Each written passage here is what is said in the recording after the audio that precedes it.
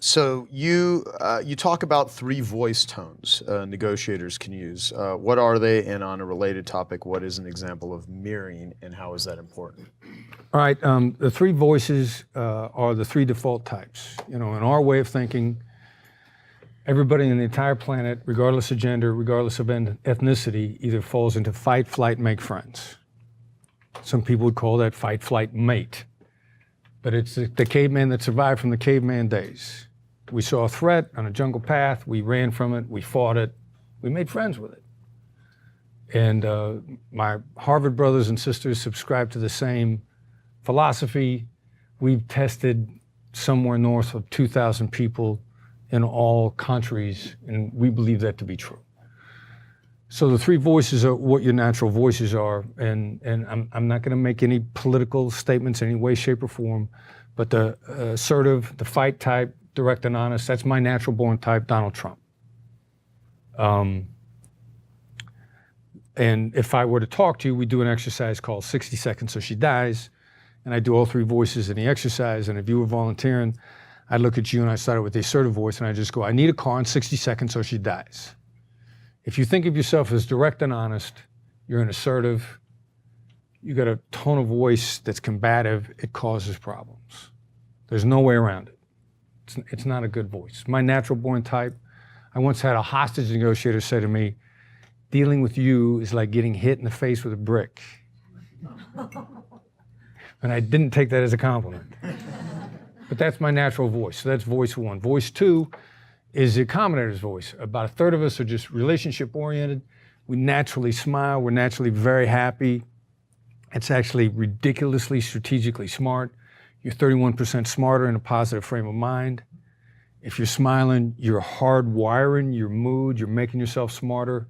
Everybody has something called mirror neurons. If I smile at you, your mirror neurons trigger. Even if you fire it, you started to smile back. It's an involuntary response. There are chemical changes in your brain. You're smarter too.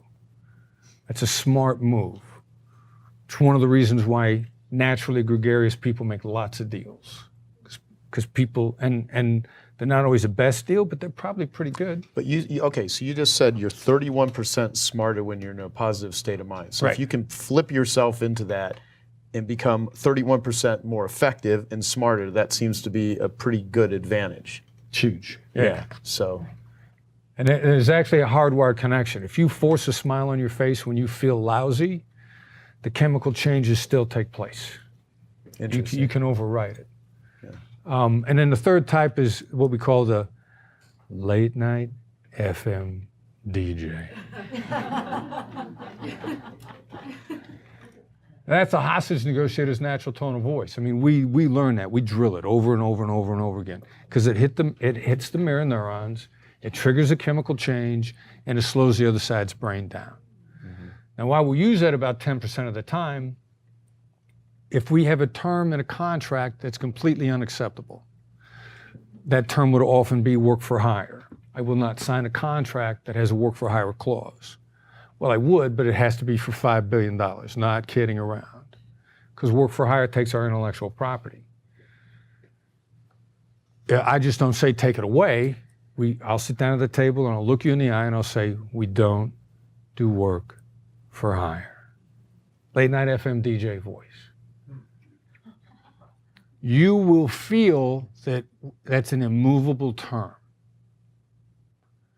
What I say, what you hear.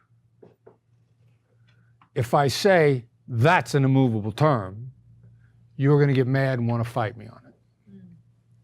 I don't need that. So I will just take the term and I will lay it out like that. Your brain will slow down, it'll stop. When you recover, you'll come up with the answer for me. I also won't say, I need you to take that clause out. I need you to volunteer that idea. That's great.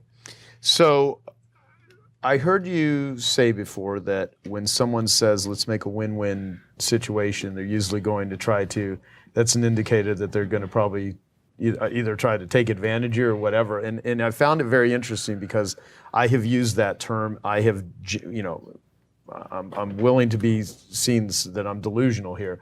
I have said it in ways where I really do look out for I want it to be a win-win situation, not use it as terminology to hide dishonesty or hide attempting to be. And I know the whole thing of like a lot of people that brag about how their integrity is and how great they are and how they want you to win, a lot of times they're the most full of shit. I also know that some people that are the most smooth talking are sometimes, wolves in sheep's clothing sort of thing. And when I heard that though, it really struck me as like going, So, what do you do when you're really genuinely wanting to create a value for value deal? You're not trying to overly negotiate, if that's the right way to call it, or you're not trying to scam somebody, but you're giving too much of it away, or you're letting people steamroll over you. I guess, what are some, without making this a confusing question, what are some indicators that should be red flags or warning signs that if someone says this, be careful? And what's the caveat to that? How could I better, describe things? Because I do want things to be a win-win situation for someone. I mean, like everyone here, they invest a lot of money to be in this group. I want them to get a hell of a lot out of it. I genuinely care about my clients. Right. And at the same time, I have some people that will try to take advantage of me and they ask for too much, or they're just very demanding. And so, like, what are words that are indicators? And so I'm asking you two things. What are like warning signs that when you hear them, antennas go up, this is, something. And then on the other side, how do you protect yourself from, getting taken advantage of? Right. All right, so context. Let's throw context on this. And contextual intelligence is a part of emotional intelligence. That's really what we're talking about here. We're talking about military-grade emotional intelligence. Weapons-grade empathy. How do you like that, huh? That's actually good. All right, so context. You should have a win-win mindset.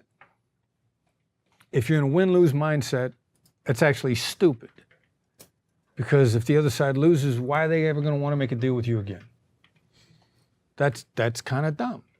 But a lot of people don't realize that in business negotiation. Most people's business stories are like, I had them over a barrel, and they knew I beat them.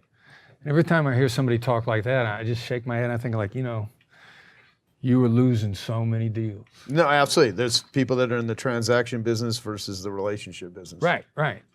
So now more context on win-win. If somebody articulates it right up front, that's the tell. They're trying to cut your throat. Now, we talked about this a little bit also. Joe doesn't show up and go like, hey, happy to see you. Let's do a win-win deal. Yeah. You start talking about it further down into the conversation, or you feel it, or you try to live it. That's completely different than what we've seen over and over and over again. Nearly every single person that right off the bat, we've been in a negotiation with them, and if they've articulated, let's do a win-win deal, in the first 3 minutes, I know they want to get our stuff for nothing. And now I'm already headed for the door. So, what are the tells? Actually, there's two tells. You got to watch out for people that are trying to cut your throat. What's worse is the people that are trying to pump you for information and never do the deal with you at all. One of the things that is not in the book, which is actually probably going to be much more the focus of the book that we're talking about now, we call proof of life of the deal. And if salespeople have a saying, it's not wrong to not get the agreement, it's wrong to take a long time to not get the agreement. That's what's killing you. That's what kills more people and more business. And we shift what we refer to as proof of life, like right up front. And then we walk away, which is, it's also, it's been expressed a couple times here, play the long game. Play the long game, that's when you start being willing to walk away from stuff. Or also play the percentages game. Like or half. Mm-hmm. I'm in a conversation with a potentially extremely lucrative client 2 days ago. I get coached because I was on the phone by myself, and normally we like to negotiate in teams. But I got off the phone and I called one of our coaches and I said, this is my read. They failed the proof of life test. They did some other stuff. I think I need to email this guy back and tell him we're not interested. He's waving a company that's going to grow to $1 billion. They want to change their culture. They got all these problems. He outlined all these problems. I know we have answers. I know they can benefit from us. but I strongly feel like they want us to create a program for us, and then they're either going to implement it without us, or they're going to go to who they want to go with in the first place, and they're going to tell them to do our stuff. And I know there's a lot of people out there that are telling their favorite vendors to do what we do.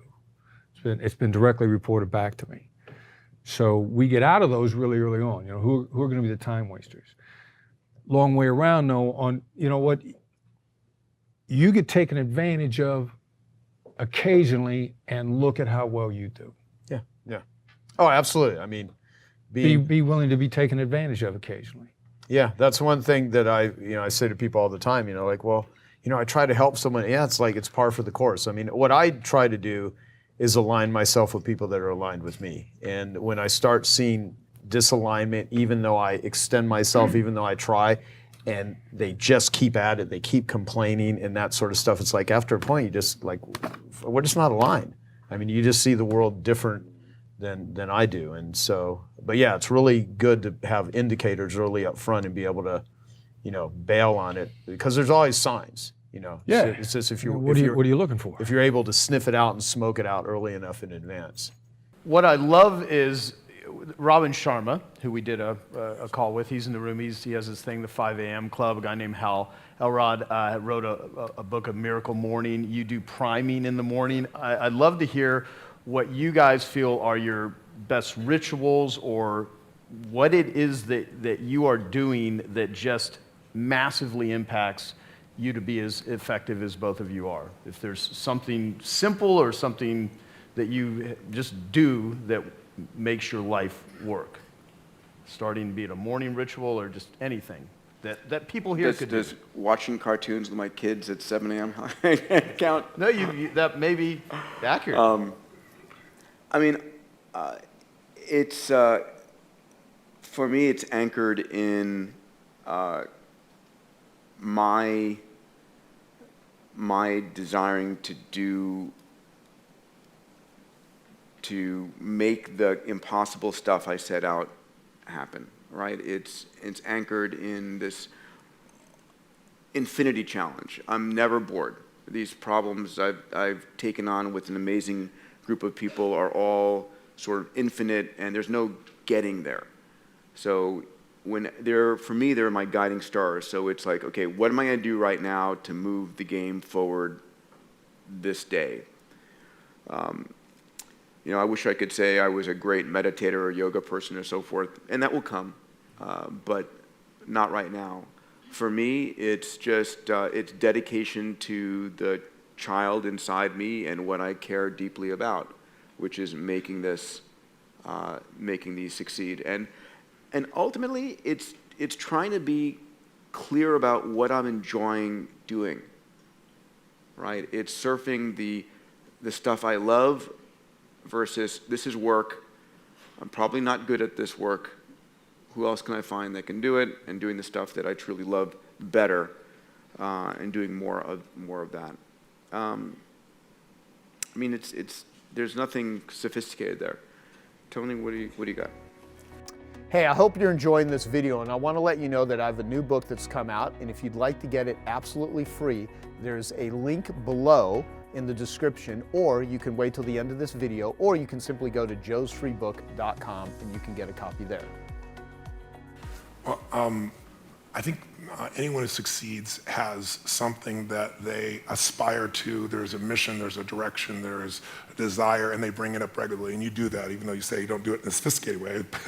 Attacking the human genome and figuring out how to get meteors to feed you what you need is a fairly large vision, somewhat sophisticated.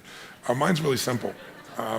Mine's simple is I believe that the body is the place that drives the mind the fastest. You can go inside your head all day long trying to resolve things and make excuses or freak out, but I learned early on in my life that in order to make myself do things, I had to trigger this body to feel strength and to know that when I say something, I mean it. And so I have a simple ritual that's actually enjoyable. It may not sound enjoyable, but it is now, which is I get up every morning, and I'm privileged to have multiple homes. So if I'm in those homes, one of the homes I have a river, the rest of them I have cold plunges. And I go into 56-degree temperature just for about 60 seconds. I jump straight in, or I was just in Sun Valley, the river's 38 degrees, a little bit cooler. And I took my nephew and said, you're about to learn how to start your day. And I bring all my friends when they come. They all have to do this. They're like, holy shit, I know when I go see Tony, he's got something for me to do of this nature. But every cell, every nerve in your body explodes, and it's phenomenal for your lymph system, phenomenal for your health, but it also is just a simple discipline that says, I say it, it happens. I'm gonna say I'm gonna do this, I do it. And I've done it so much, it's there, and it's invigorating. And then I do, as you said, something I call priming. I don't, you wake up and you're, 22 hours off your normal time zone, and you've got to get up and take care of 10,000 people for 3 days and nights for 14 to 15 hours. You don't always wake up feeling, wow, is this the coolest thing in the world? Some wake up and go, what universe is my body in, And so I do my physical ritual, but then I also do this priming. And priming for me is just, I don't hope that I'm going to show up at my best. I create a state for it. Most of you know probably the principle of priming. They've proven it in so many scientific studies. We all think we make our decisions consciously, when much of our decision making that we think is conscious is being made by contextual environmental manipulation that we're not even thinking about. On one study, they took some people and they hired actors that would go to 100 people, and they'd walk up to you, and they were trained to do the exact same look, same expression, and they'd say, would you hold this? They hand you a coffee cup, and they reach in their pocket and grab their phone, put them back, say, thank you very much. They just kind of assume the action. And they would do it the same way, same facial expression, 100 people one way, 100 people other. And what was the only difference? Cold iced coffee versus hot coffee. An hour later, they come back with some people, different people, who've got little caps on. They're saying, listen, we'll give you $10 if you'll give us 2 minutes. If you read this 3-paragraph story and give us 2 question answers. And they read this little story, everyone reads the same story, and at the end they ask them, how would you describe the main character? What are they like as a person? 80% of the people that got warm coffee said they're warm, they're generous, they're loving, but warm is always one of the language patterns. 80% like clockwork, if people got the iced coffee, same story, say that they're very cold, that they use language like being obsessed or being about themselves, selfish, things of this nature. I give you dozens of examples. So what I do each morning is I do a breathing pattern. It's an explosive breathing pattern that I learned in India, breathing your breath in and exploding it out, from the gut out the nose. And I do that 3 sets of 10, pause, 3 sets of 10, pause, 3 sets of 10. So it alters my state. And then I just do 3 things for 10 minutes because I have this deal with myself. If you don't have 10 minutes for yourself, you don't have a life. Who's with me on this? So I said, you know what? I don't need to have 20-minute, 30-minute, 40-minute meditations. I want 10 minutes, and I don't know I need to meditate. I don't know if I'm going to meditate. To not think, I don't know too many people can do that. And I don't even know that I want to not frickin' think, So I thought, what I want to do is I want to focus on the emotions that will cause me to be the better me. And the 2 emotions that most people are messed up by are anger and fear. And when you're grateful, you can't be angry. Try to be grateful and angry simultaneously, it'll never work. And you can't be fearful when you're grateful. So when I look at people, almost always they're reacting out of fear or they're reacting out of anger. It's some version of those 2. So gratitude to me is the antidote. So I spend 3 minutes, just 3 minutes, and I think of 3 things I'm grateful for, 3 people, 3 situations, but I step into it. I don't remember the roller coaster over there riding it. I put myself in the front seat going over the edge so I feel the moment. And I make sure one of the 3 things I'm grateful for is something really simple, like the wind on my face, or something beautiful like my child's smile. And the reason I do that is because I remember, interviewing some of the astronauts, Buzz Aldrin and these guys, and most of you probably know, you can imagine, to be an astronaut, this man knows, to aspire to do that, and then to go through the thousands of people and be picked, and then to actually go to the moon and stand on the moon and look back and see that picture we've all seen, that blue-green Earth. You imagine, and then you come home and what happens? There's a ticker tape parade and you shake the president's hand. And now what the hell do you do? You're 32. What the hell do you do for the rest of your life? And you know what? If you know the story of many of these astronauts, most of them had some major emotional challenges, right? Some abused alcohol, some drugs. And they had a real rough time because they forgot to find adventure in a smile. They thought the only way to do is go to the moon. So I train myself to make sure not just the big, beautiful things that are part of my life, but the little things. And so I feel that for 3 minutes. Then I do 3 minutes of a blessing, corny as it may sound.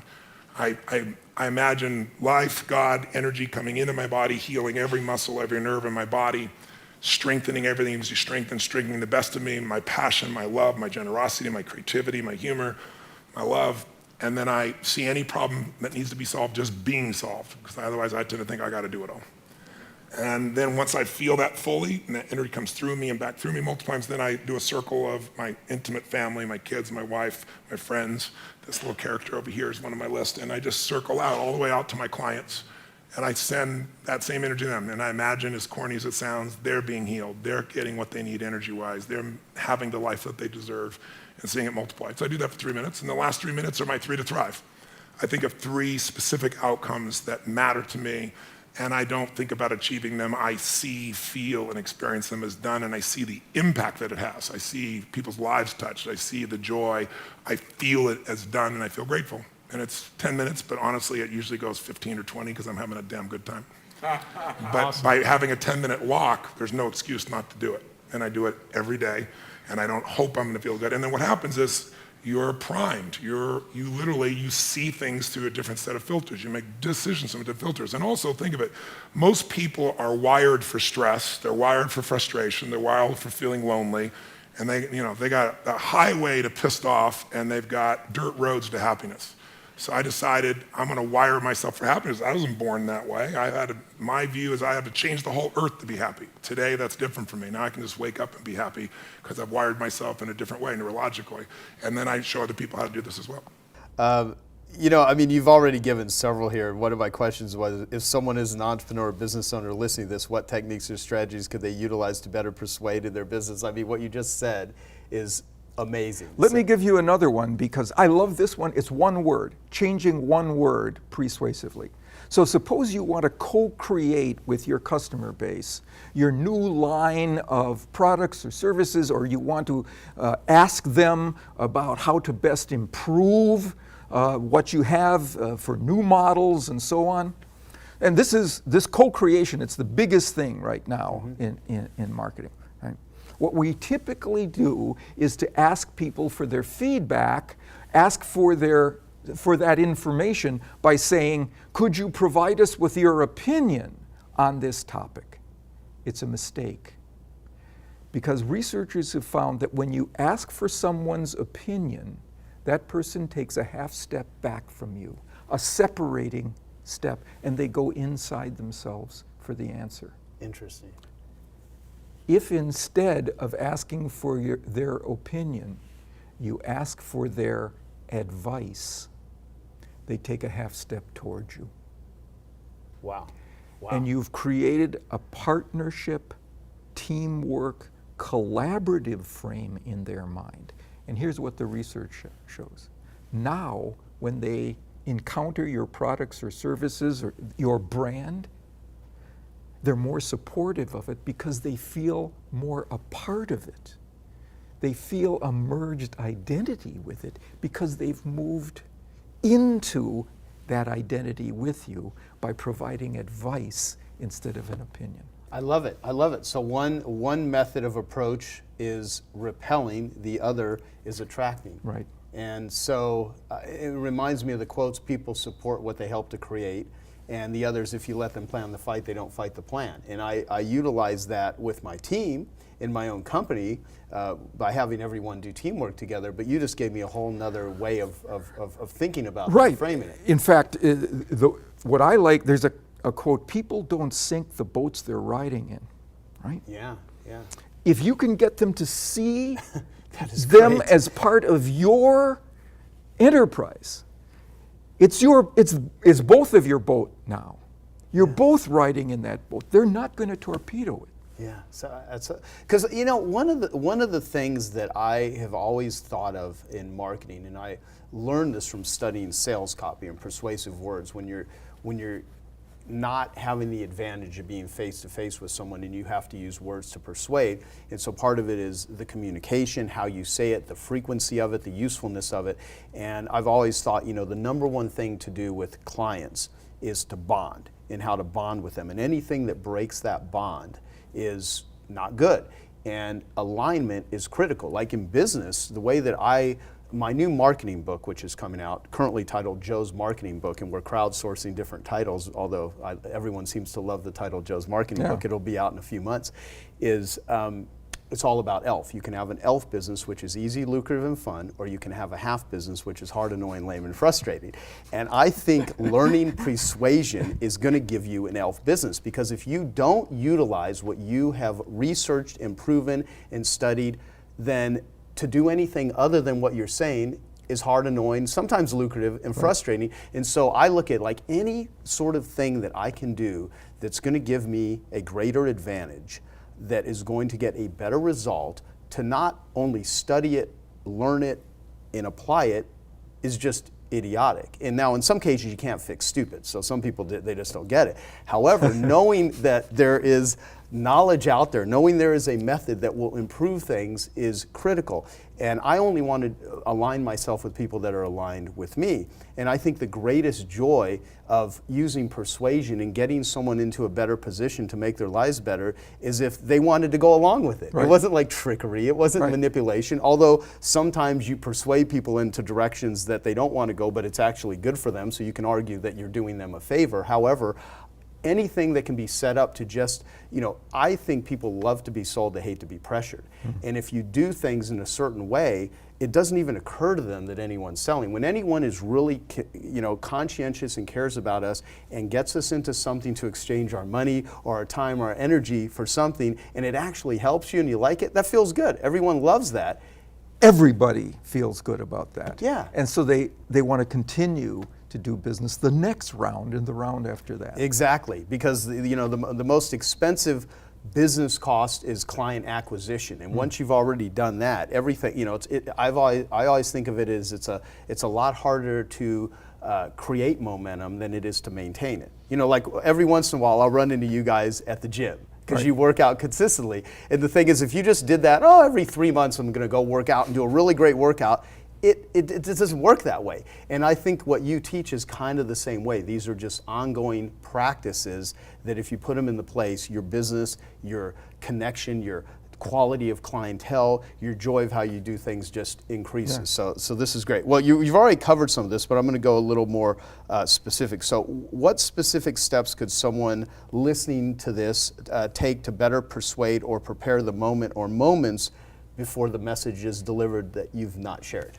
So let's take a step back and provide a general approach. It is to focus your attention on your message. What is the strength of your message? What is the strongest element of it? The thing that if people say yes to it, makes it most wise for them to say yes, right? So that they will benefit, right?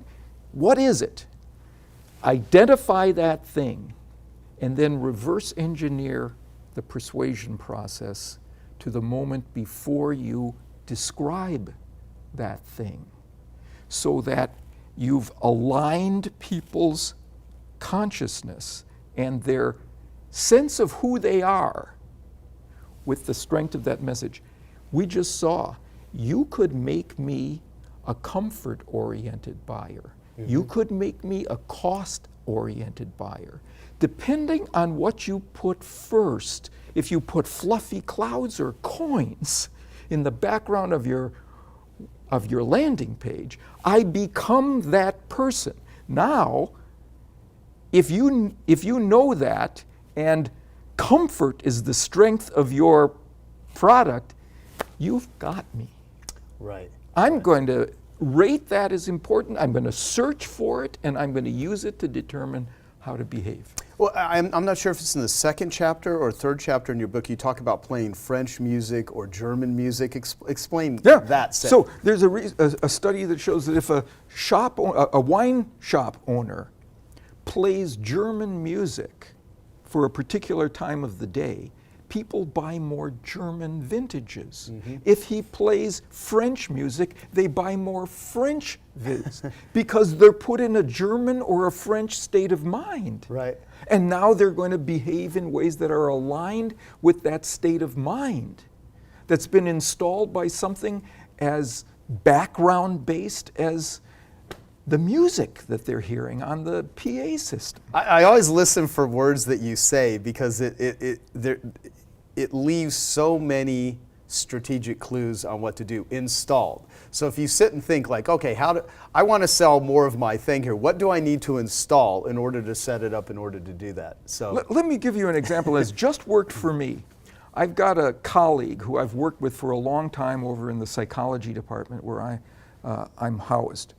And I needed a big favor from him. And I sent him an email. And I said, Don, I'm working on a project. I don't have the information I need in my files, but I know you have it in your files. I'm going to call you later to get that information. I would really appreciate it. you just Right? planted that Right? seed, yeah. So I called him up. He said, Bob, I know why you're calling. I can't help you. I'm swamped right now. I know you've got this project with a time limit, but I've got projects with time limits too. I'd like to be able to help, but I can't this time. Sorry. So I didn't say to him, but Don, I'd really appreciate it if you could help me with this one. It would mean a lot to me. I said, Don, you know, we've been in the same department now for 10 years. I really wish you could help me with this. It would mean a lot to me. I created a framework of unity. I had the information that afternoon. So what happened in his head? I mean, explain, what went down?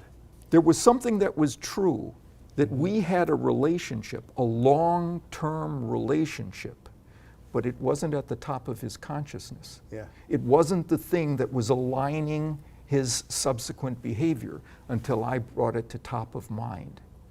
We're relationship partners, Don, for 10 years. And inside relationships, you say yes to people.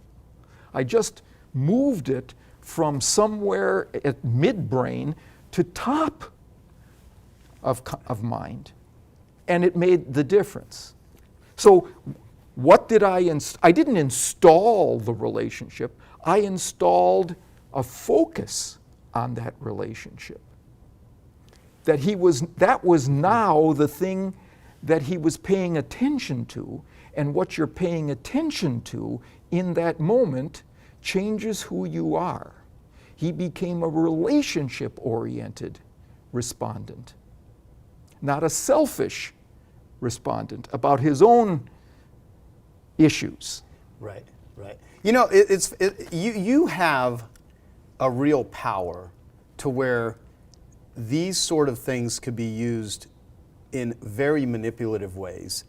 And for the time that I've known you, I mean, I would like to think in the same way. You know, our relation. I've never overly asked for anything. You've not either. You've always approached us. You're very cognizant of the ethical use of persuasion, and this is filled with literally a ninja assassin methodologies if used in the wrong way, and incredible human betterment methodologies on the other side. What is your advice for the people out there about the proper care and feeding of others utilizing persuasion once you learn what is in persuasion? Because this is, I mean, you literally teach people how to get what they want. Yes, it's dynamite, and dynamite can be used to build a bridge or blow up a bridge, right? Between people. So, Joe, we've been friends for a long time, and the reason we've been friends for a long time is what you said, that we share values, right? And the reason I've liked interacting with you over that time is that your ethical approach. You take an ethical approach to this. So here's why I am recommending that people who understand the persuasive strategies that are available to them only use them in ethical ways. We've just completed a research program where we find that those organizations that use influence attempts in dishonest, deceptive, unethical ways, right, produce two big damages to their viability. The first is there are some people inside the organization who are just not comfortable with the unethicality. Right. And they're stressed by it, and they try to leave. Right? They don't do very well on the job because of that stress. They try to leave. When they do leave, you get all these turnover costs that are associated with that, big cost. But here's the one that was most interesting to me. When those people who are stressed by the deception leave, who remains is those people who are comfortable with dishonesty and cheating. Right. And they're going to cheat you. Wow. They're the ones who are going to steal equipment. They're the ones who are going to run these under-the-table deals with vendors and partners and suppliers. They're the ones who are going to pad their expense accounts. All right. Count on it. They've been selected for. They've been selected for. You've pulled the viper under your coat. Yeah, exactly. That says a lot about people that have toxic cultures and are toxic in general and cannot. And then they have a worldview that everyone's out to screw them because that's just their frame of how they view the world. I mean, I've always, like the saying I said earlier, be nice to the people you meet on the way up, they're the same people you meet on the way down. And that, I heard Dan Sullivan say this years ago, and I've said it to so many people because I'm constantly trying to reinforce this to people, is that money earned ethically is a byproduct of value creation. And if you're going to go out and ask people to give you money, you better damn well give them value, because it takes a lifetime to build a reputation. And like you said, with social proof, the one thing I do like about it is it makes it much harder for scumbags to exist for as long as they were able to, because now it's out in the open. It's out there. Yeah, which is great. I remember, as I said just offline, is that I was there at the beginning of the Genius Network. The very first day where we got together and swapped ideas at your apartment in Tempe, Arizona. And I still remember that, and I'm so happy with your success and what you've accomplished, and with so many other people. It's just wonderful. We talked, I believe at that time, we talked about the Mastermind concept. And that's why, and you said, well, why don't we get together and Mastermind? And so I flew over to Phoenix and taxied out to your house for the first time. And that's something that's so important in the Genius Network is when Napoleon Hill did his work, he said that every single person, the Thomas Edison, Henry Ford, and so on, every one of them began to be successful when they began to mastermind with other intelligent people and just share ideas. And I've had the same experience, because one idea in combination with your other ideas can change your life forever. Yeah. I'm happy to say, some years ago, about a decade ago, a publisher said, have you got any books or anything that we could publish? And I said, well, I've got a book on time management. So I sent them a manuscript, and it was called Double Your Income, Double Your Time Off. And he said, great publisher, Barrett Kohler. And he said, well, it's kind of a boring title. He said, but the chapter 15, there's 21 great ways to stop procrastinating and get more things done faster. That's the title of the book. And he said, well, chapter 15 is entitled Eat That Frog. And this is a story from Mark Twain. And Mark Twain was the most successful speaker, writer, author in America for 3 or 4 decades.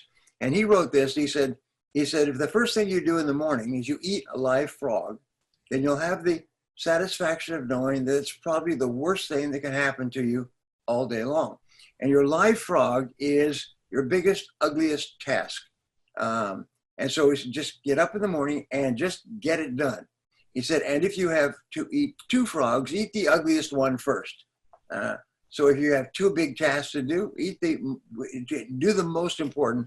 And then the other corollary is that if you do have to eat a frog at all, it doesn't pay to sit and look at it for very long. In other words, get on with it. Well, so he said, let's make this the title, Eat That Frog, and 21 Great Ways to Stop Procrastinating, and then run the theme through setting the table, organizing the plates, and so on. And so I did, and sent it back to him, and they published it. And he just told me this week Steve Persanti, my publisher, is that we just hit 2,500,000 sales in 50 languages. Wow. Which makes me the best-selling time management author in history. And it has one basic concept for us with the Genius Network is pick your most important task each morning and start on that task and discipline yourself to work on that task nonstop until it's done, and don't do anything else. If you can do this, which takes tremendous character, takes tremendous discipline, takes tremendous mental strength. If you can do this, the first time you do this, it will be very hard.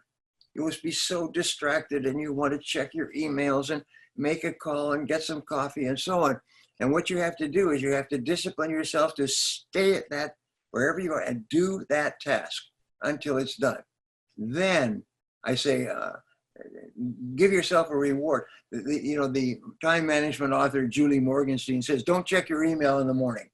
And I love that as a concept. So you get up in the morning, start on your most important task, and discipline yourself to stay at it till it's complete. Then your reward is to check your email. But unfortunately, what do most people do is they check their email in the morning and in the afternoon and in the evening. They get up at night. They're just always checking their email. And each time you check your email, they estimate it takes 17 minutes for you to get back to work. It takes 17 minutes for you to get settled down and back to work and so on. And then somebody sends you an email and it goes bing, ding, bing, bing, and you stop and you check your email again. And the email is one of the most wonderful communications devices in the world, but it'll kill you if you just keep checking it. So what you do is you turn it off. I always say, leave it off, leave it off. Start your task and discipline yourself, and your big reward when you finish your most important task is now you can check your email. And if you can do that, what happens is you start to become so productive. So many people have told me that they became millionaires with the eat that frog concept. Just start and complete your most important task. But if you can't do that, by the way, you'll always have to work for someone else who can discipline you to do it. Someone who will supervise you, someone who will check on you. What will happen is you'll always be in the bottom 80% and never be a big success. And remember this 80-20 rule, it bites you in the bum all the time. And 20% of people make all the money. The 80% of people, why do you think we're having riots today? Who do you think's rioting? Certainly not the top 20%. They're busy making money. It's the people in the bottom 80% who are frustrated and angry and upset and so on because they have too many bills, as they say, too much month at the end of the money. They don't know how to get out of it. The answer is make a list of what you have to do, pick the most important task, and work at it till it's done. Your whole life will change. Well, let's talk about energy management. And I don't just mean like from a physical sense, but just like a mental sense, because you've done a lot of programs on, one of your programs, Wake Up Productive. Yeah. And you've done a lot of ways to accelerate, advance your ability to get things done, gain clarity, be more persuasive. So you've delved a lot into that world. And if anyone, what are the things that you have found that, for the most part, an entrepreneur that has ambition and drive, I mean, as stupid as that sounds, let's use that as the caveat. If you don't have any ambition and drive, you must gain that if you're going to, because if I give a strategy to someone that is driven to build their business, and that strategy would work if it was used, if I give that to someone that has ambition, they can do something with it. If I give that tool to somebody that does not, they, in many cases, will blame the tool versus blaming themselves because they're like, well, this didn't work. Well, it does work when it's used, and if it's not used, it does not work. So with that being said, I'm going to just assume, which is always dangerous, but I'm going to assume that the person listening or watching us right now is doing that because there's enough in them to say, yeah, I want to learn something that I can then use to gain perspective, get a result, that sort of stuff.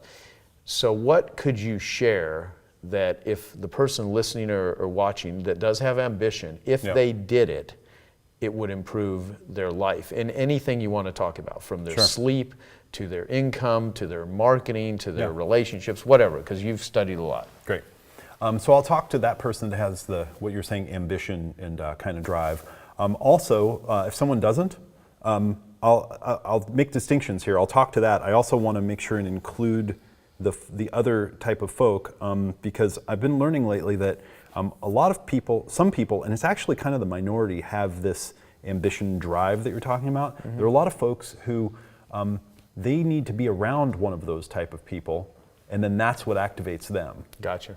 And neither is better or worse. They kind of can collaborate, but you and I do work around a lot of the more drive, ambition kind of people. So I just want to say that. And then as you were talking, I was thinking about Wyatt Woodsmall, who's a mentor of mine, and he taught me the distinction between a motive and motivation.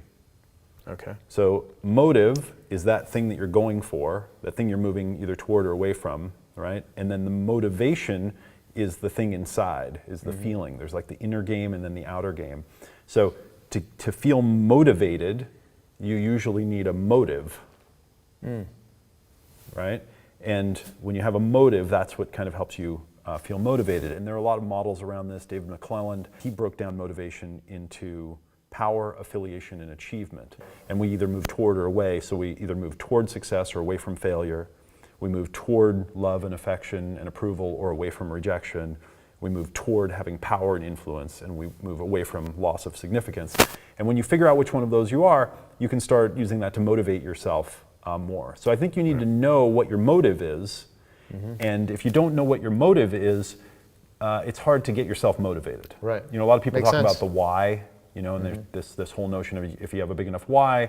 And this, I think, there's a finer distinction there of what the why is. So looking into motivation is important here. You talked about energy management. Right. So when we're talking about productivity and time management and just getting more things done, there are different strategies for this. Some people are machines. They wake up and they just get shit done. They can't stop getting lots of stuff done. Now this is the tiny minority of humans. And when we look at those people, we all just they make us feel bad because they're just getting, they're the CEO of a rocket company and the coolest car company in the world, like each one is their spare time or something, Right. and like, holy shit, like how does that person, do all this stuff? And some people, they're just kind of that way. I remember reading an article with Elon Musk's mom, and she was saying like, oh yeah, my kid's this, and she's like, Elon, I don't know what happened with him. Like I don't know what happened, Right. And so you get one of those once in a while. Do you think he's an alien? No, he could be the first instance of AI, but we don't know. I mean, I've met him twice. He's an interesting guy. Yeah. Yeah. And so basically, if you're not one of these like wake up and just are productive like all by yourself, you have to figure out how to make yourself be that way. You got to figure out how to program yourself or put habits in place and kind of ritualize it kind of. Right. Anyway, so the ideas for this, I've learned a lot of this stuff from other kind of masters here. I think the first one that made a really big impact on me was Peter Drucker in The Effective Executive. And right in there, he says, work in focused blocks of uninterrupted time on single focus projects, minimum a couple of hours, and like ideally longer than that. Because if you stop and start things, it's very unproductive. This idea that if you get interrupted while you're doing something, like a focus project that takes a while to do, if you get interrupted and then you come back to that project and you start again on the project, from when you start again, it takes about 20 minutes just to get to where you were when you got interrupted, because you've got to get back up to speed and get your mind back up there. So if you get interrupted every 20 minutes, there's no way to get anything done. So this idea of focused blocks, uninterrupted time. So that was really influential to me, because that's not intuitive, And then Right. a lot of this stuff around multitasking, a lot of people say I'm a multitasker, but that's super inefficient. I saw an article recently that said on average a human has a shorter attention span than a goldfish. Did you see that one? Yes. The 8-second goldfish attention span or whatever. So, so we're dealing with all that kind of stuff. I was also very influenced by Jim Loehr and Tony Schwartz and this idea of in order to manage your energy, you move from managing actions to creating habits. And so this is kind of a profound insight of, we only get a little bit of willpower, and there's a lot of research that shows that we get kind of a little bit of willpower and we burn it up. And a lot of the burning up of the willpower is in internal conflict. So we're all in a lot of internal conflict for the most part, most of us are. So we've got this cognitive dissonance and we've got these things that we're worried about, and as you grow up and become more of an adult, there are more and more things pulling on your attention and time, and kind of conflicting values that you have. And I mean, this idea that we were talking about earlier of like being selfish or generous, and you've got to like make the decision. Am I going to do for other here? Am I going to do for self? So we burn a lot of our willpower in there trying to make decisions, because decisions are one of the biggest energy drains that we have. Right? Making decisions is extremely draining on us. So what do? How do you get yourself to do another thing? Because you can't just keep trying to will yourself into it. That doesn't work. And we're already creatures of habit. And so the idea is to create a ritual that is a specific set of steps that will put a new habit into your life, and then every day for 30 days do that at the exact same time of day. And if you do that same thing, then you ritualize it, you actually put it into yourself as a habit. That's great energy management, I think. Focus blocks of uninterrupted time, and then create rituals and use your willpower to do the ritual over and over until it's a habit. So when it comes to habits and conditioning, it is just not an intellectual choice for people to just say, oh, I'm just gonna, if you're so revved up, I mean, if I could stand up, which I'm not going to, I could stand up, but if I was gonna run across the room, and as fast as I couldn't just stop. I mean, there's sort of like a body in motion tends to stay in motion, a frenetic person tends to stay frenetic. So there's a period where you actually have to recondition yourself, where you have to. Now, certain things can just be, I mean, what's that other Peter Drucker quote? If someone tells me what they value, I might believe them, but show me your calendar and your bank account, and I'll show you what you value. Mm-hmm. So based on people saying, oh, I want this, I want that, well, show me your calendar, show me your bank account, and we'll actually see if you really value success and making money, if it's that sort of thing. Yeah. So what are your thoughts about just building rituals that work? Because you have studied and learned and identified, and I've talked to numerous people about product. I mean, I can't imagine how many, hundreds of hours that I have spent in the study and the research of these sort of things, and even how difficult it is to change, getting your, you trying to be funny here? Okay. If you're going to be funny, just try to just be funny. So, getting your body to do the things your mouth is saying it's going to do are two different things. So how does one do that? I mean, in a sense, the most powerful force for a human being is their social circle, their social group, right? We were all hearing this research that if you kind of average out the people that are closest to you, you're that person. You take the 5 people closest to you, that's your level of self-esteem and health and income and all that kind of thing. In a certain way, the self-sculpting or the self-development game, it reaches, I think, its pinnacle when you figure out where you want to go in a particular line or developmental kind of vector of your life, whether that be your physical health or emotionally how you want to feel, or your relationships or your success or money or whatever it is, where you want to live, how you want to live. Figure out that one thing, and then go and add a social influence to your life who already has that in their life. That's the formula, right? So if I'm bad at marketing, I don't know marketing, I don't know how to get customers, I could go read books, and that works, I can get that knowledge, but it's nothing like coming and sitting down like with you, for example. We had lunch with that woman, a month ago or something in LA. We were both at a conference. We had lunch with your friend. We sat down with her. She said, here's this whole thing. She really didn't understand marketing, kind of at all. We wound up having lunch with her for maybe an hour and a half. Yeah. We gave her a bunch of feedback. And by the end of it, it's not just that she got what to do, because she did. We gave her some ideas on what to do. But we're so far to the next level in our own marketing development, in our own lives, we're saying it's what we're communicating, what our kind of body language and the cultural little milieu that was set up there is communicating is, It is totally normal to have the kind of success that you're trying to get here. It's not that big of a deal. Just go do the things you need to do, and then, can I get some more water? Like, right. And that transmission is what you need to get for yourself when you're trying to achieve something, because you read it in a book and it's like, I don't know, this person could have just written that down because they wanted to, whatever, or it's abstract, or maybe it's not taught the way that you want. But when you go watch another human being do something and you go, oh, you can do this. Dan Kennedy, I heard him talking, and he said this great thing. He said, I think we should have National Bring a Poor Person to Work Day. And I thought that was really a great insight, so that someone that doesn't do as well financially could come to work for a day with someone that does and watch what they do, not to learn what they do, but to just realize, I could do this, just to raise their esteem and like what's possible. So the social influence is such a big deal, because the ritualization, so there's like focus blocks of time, there's the ritualization and the habit building, which is very self-empowering and so forth, but these are nothing like adding social influences to your life. If you're saying like, well, I want to go work out every day, and you could do these other things and it's great. You could focus on that block of time, you could create the ritual, you could set it up, you could start doing it. But man, make friends with 2 or 3 people who work out every day and have been doing it for 10 years, and who that's an absolute rock solid cornerstone of their life. If you don't do that, something's wrong with your life.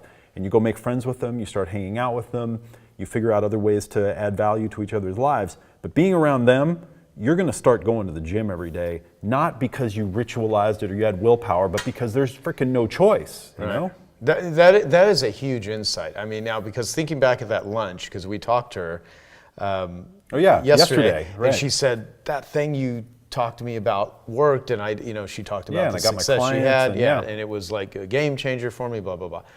And that also gave me some insight as to what happens with Genius Network, because I'm now running the highest level marketing group in the world.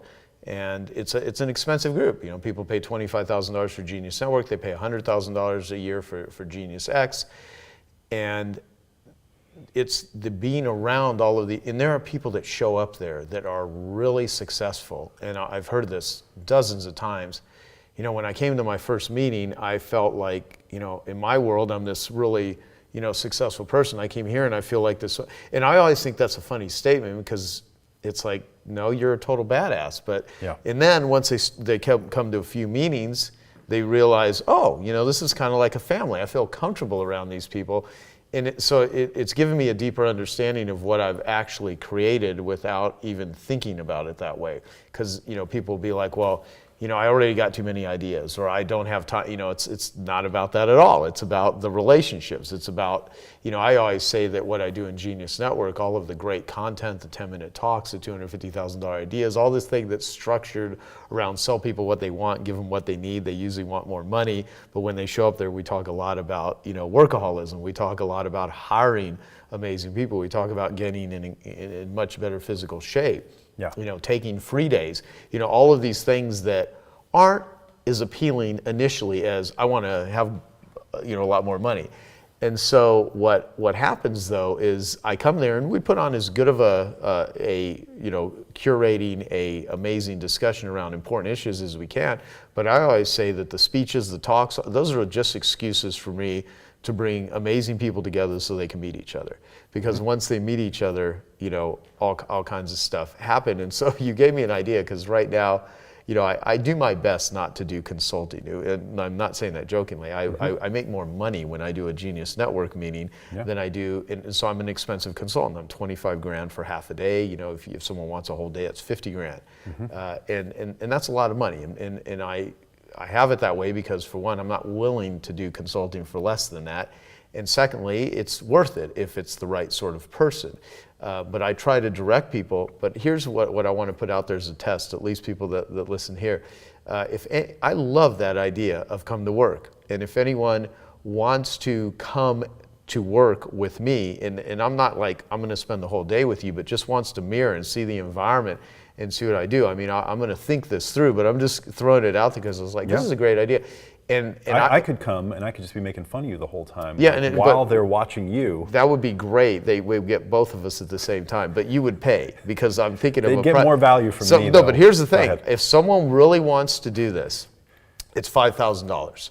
But I don't want the $5,000. I want it to go to either Artists for Addicts or I want it to go to Joe Volunteer, which are two things. Get a group of people. Do this with like 10 people. Yeah. Really, have a group of 10, maybe once a quarter, come and just follow you around for a day and just watch what you do. Yeah, and I'll point out things. I mean, Watching, but literally. I'm not going to do it for free because I want a person at a certain level. But it's well, like have them, like I said, donate, or like you said, donate to the thing. But watching Joe is one of the people who, I'm not totally certain of this, but I'm pretty sure, who's one of the bigger geniuses in the world who doesn't actually know what he's doing to be a genius, but if you hang out with him and you observe him doing what he does, he pulls you into it and you kind of get changed by it.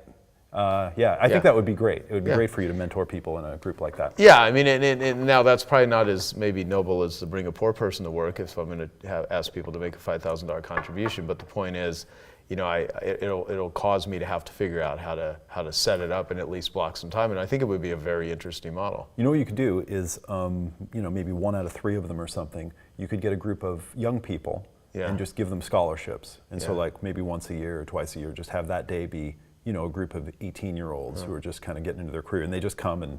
Yeah, that's interesting. Yeah. So, but here, so yes. Well, now, see, my contribution to help people like anyone is this. Putting out knowledge. That's assuming that anything you're saying is useful to people.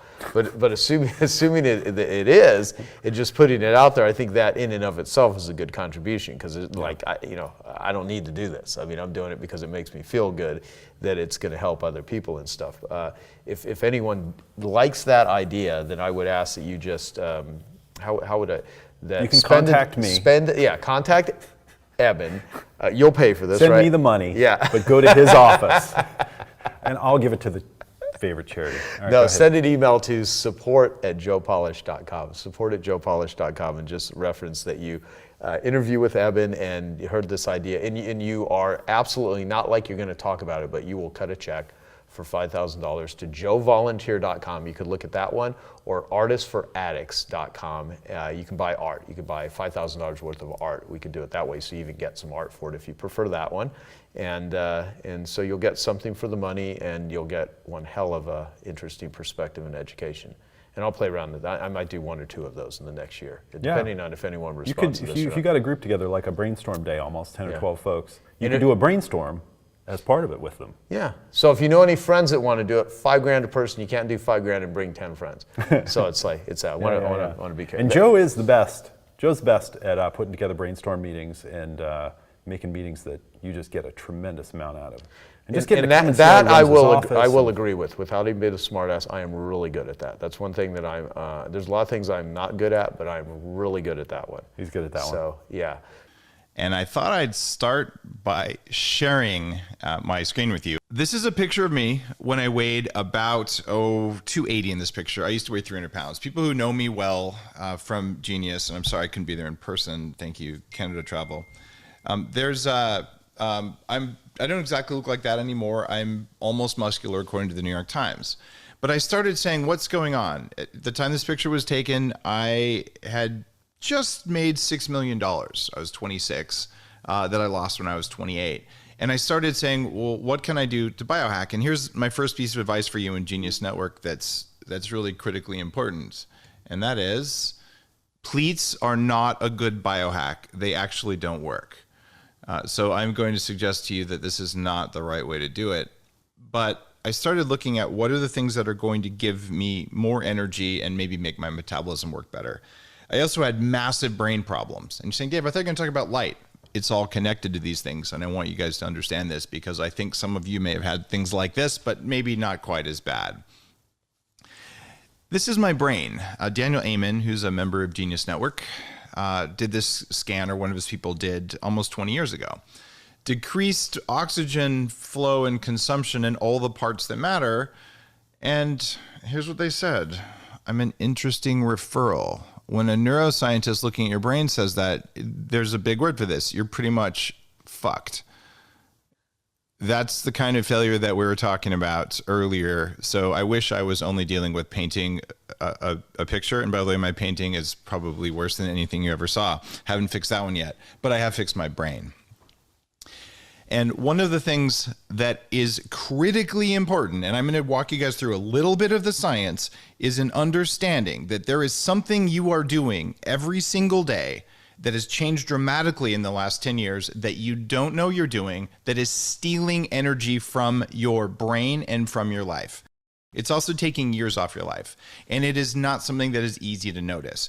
We are so good at knowing, oh, look, something punched me in the face. It hurt, therefore the punch was the cause. But I promise you that if someone punched you in the face last month and then it started hurting this month, you go, God, that's so weird. I wonder why my jaw is hurting. And you would have no clue, because as human beings, even very successful entrepreneurs, we suck at putting together long-term consequences. And this is why almost every talk you're going to hear today is around, what do I do in the short term to write it down, to track it, to get the data? And I learned this as first an engineer designing early cloud computing stuff, and then as a business person with an MBA from Wharton who's sold more than $500 million in stuff now in my life. But I started applying it to my biology and saying, what are all the things that I didn't think about that are taking energy? Because if you want to be a good entrepreneur, you want to be a good human being, a good parent, it all comes down to return on energy. How much energy did you invest in your business, in your life, in your exercise, whatever you do, and how much energy did you get back? And what I discovered magically, what if you stopped wasting energy before you started figuring out how to get more?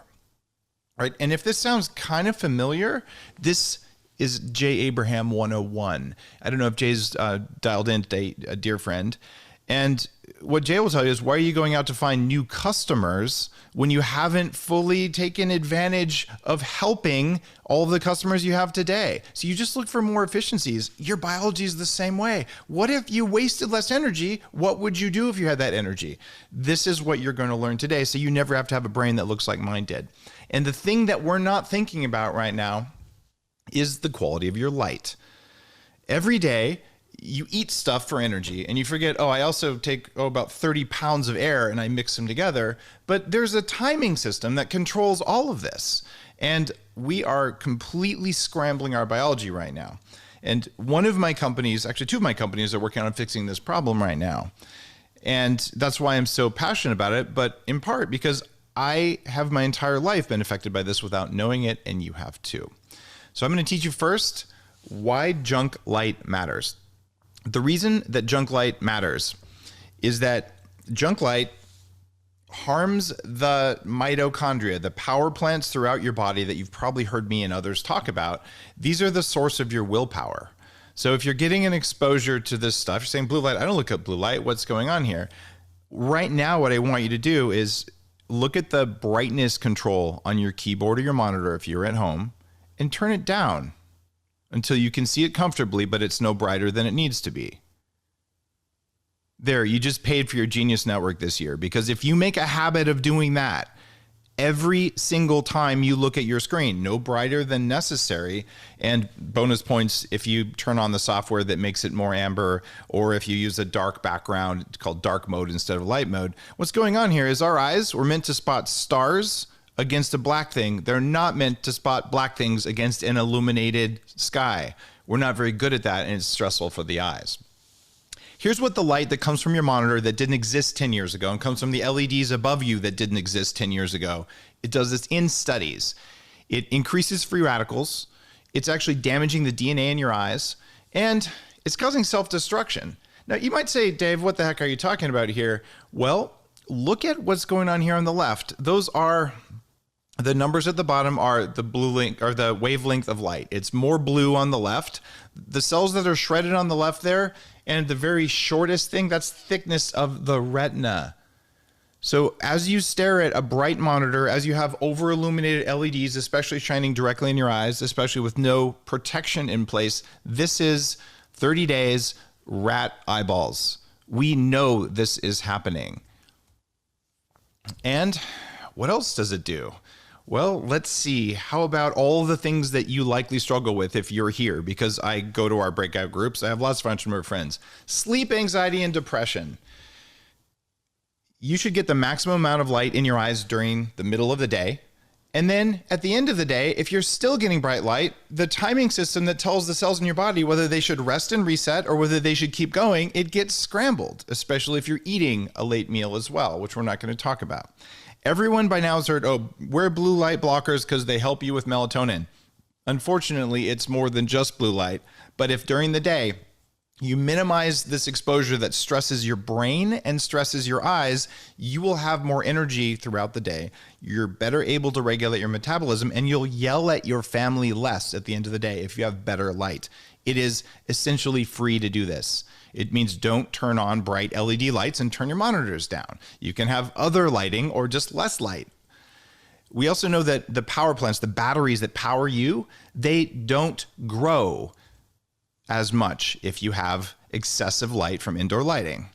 There's a study that shows a 69% increase in depression from the amount of light that leaks in around curtains in the average city today.